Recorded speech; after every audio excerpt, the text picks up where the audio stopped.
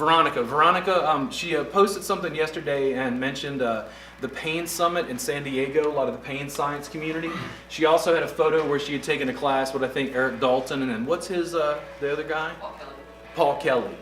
And Dalton I've teased on camera before, hoping he would contact me.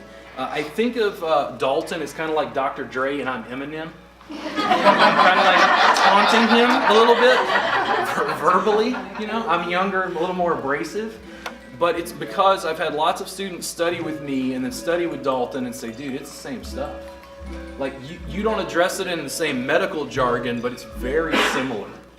And that's the thing, a lot of it is just packaging, like how stuff is put together. And I could just lean in. But hands-free, right? Yeah, so compressive force, but it's a bigger tool. Now, if I decided to go in for more spot work, once I've softened him with my knee, then that's what I use the forearm and elbow. How's this, brother? And then I go, oh, hey, how's that right there? Oh. And then, oh, right there. Yeah, multiple points of contact. So footwork, if I have somebody prone, I don't have a preference if you start side lying, start prone, start supine. For most of you, are the bulk of you doing like 30-minute and hour sessions? Are there any of you, what do you do?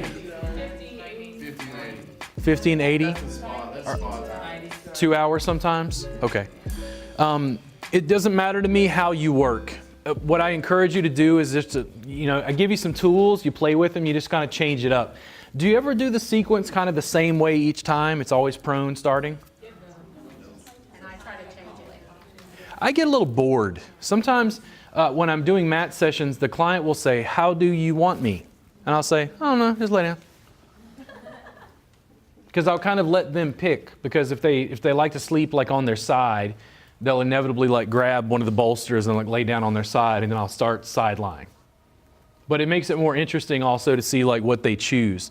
If I'm working on feet, I could come in and do something like this.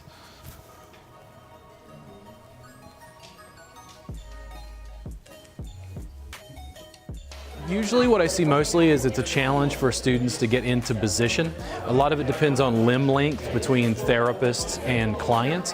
And in addition, you have to be careful because people are face down with communication, particularly when you're bending their knee side to side, depending on their position on the table.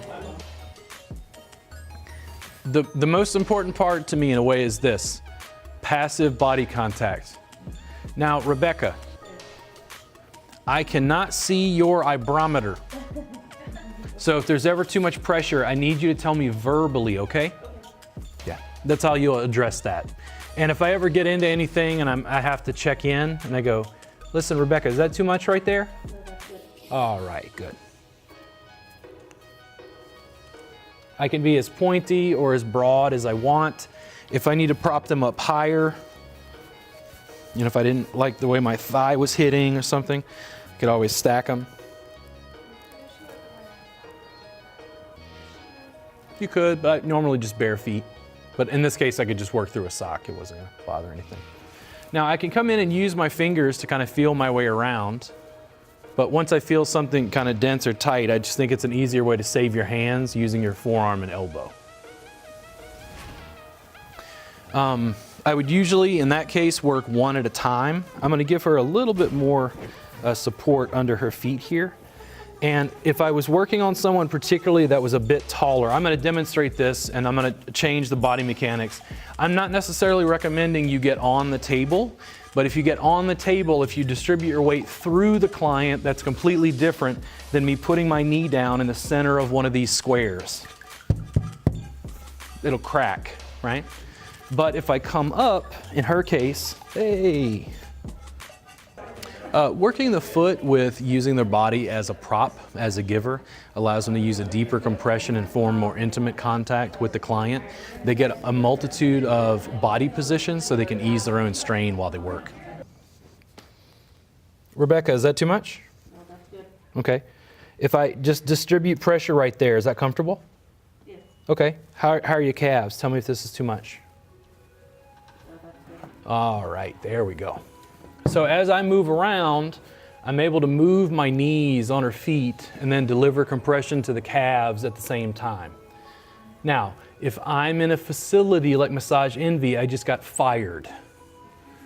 If I'm working on a completely new female client, I wouldn't just dive right into this. They're gonna mildly freak out. Cultural context, you have to consider it. Now this line, that splits the bellies of gastrocnemius, how's that right there? Little tender, ooh. And then I can palm right there. Not too much?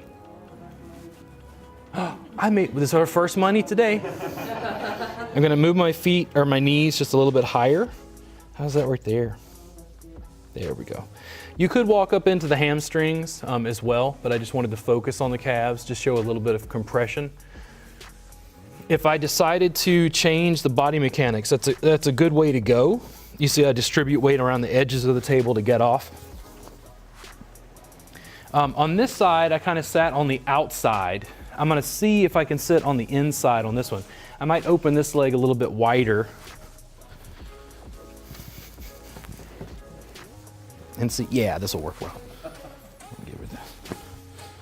Now, if I was at Massage Envy, come get me. But I can usually stack right here. Oh, this is good, I like this. I like this one a little bit better. How's that there? Good, okay. Now, if I can change it just a little bit, if I change my position, can I do both? I'm just trying to see, and this is where you experiment, you play just a little bit. How's this? Oh, good, how's that? Is that too much on your knee or your hip? It's a little twisty on the knee, but... Little twisty on the knee, so I'm gonna back off that. What I would do is focus on one or the other. If I was gonna get into the calf here, I just use my hands in the feet. Is that too much in the calf? No. Okay. Woo. Woo. The most important thing by far is just to communicate with the client and go slow. And when I say communicate, I even mean verbally and just asking them about pressure. So something like this, when you ask about, is Valerie? Yeah, when you ask about tissue warming up, I think this is more superficial than just compression. Make sense? And if I decide to switch it out for a second, I want to go back into the foot.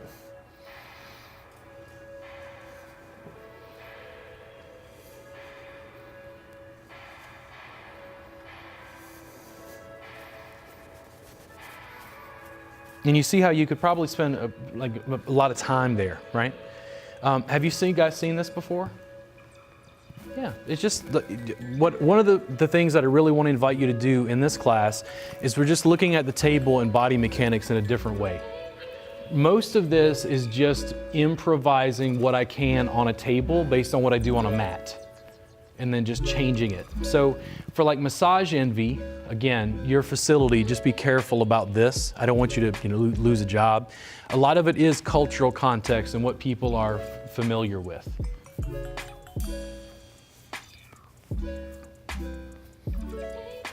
Then if I bring her up and say I want to give her a little length at the end, can I stretch the feet and calf? How's that? Okay.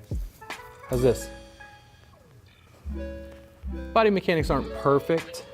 I could probably stand up and do this. In fact, if I bring her up right here, how's that? Yeah. Still working the feet. You could still work the calf from this direction as well. If I want to come in with the fingers.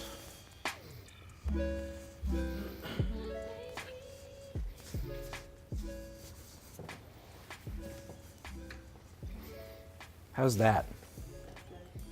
Good.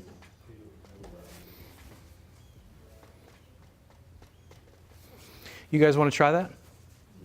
Yeah, but feel free to move around and play. The only thing is when you're moving them, just be cautious about the knee, this kind of side bending. You want to be careful and just ask them if it feels comfortable in their hip. Because I'm not really showing one thing, there's like a lot of options. You could come from the side like this and decide this works better. And then I like using this because on mine it was a little bony. There you go. And we just find the one that works for you. It's not bothering your ankle? If you had any two options and they felt equally as good to her, I'm going to choose the one that feels better to you. Gotcha. Which would be the other one? Yeah. Yeah. And sometimes I can't even figure out why. Like just body size or shape differences and things where if I'm twisting across my body for too long, it'll start to feel uncomfortable. Yeah. Yeah.